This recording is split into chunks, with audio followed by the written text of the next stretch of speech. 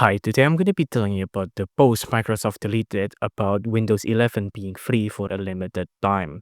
Now, they only deleted this post because Windows 11 upgrade will always be free. It would not be a limited time thing only.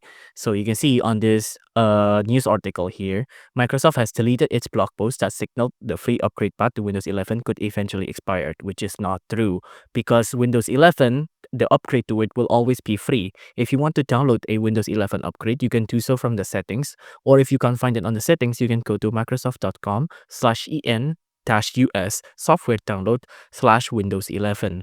You see, you can download and upgrade to Windows 11 with a installation assistant.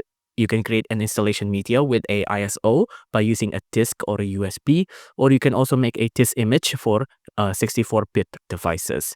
You can also select the product language here, and all of these will always be free. Check the Windows release information status for known issue that might affect your device. If you're running a prior version of Windows, see the upgrade to Windows 11 facts here.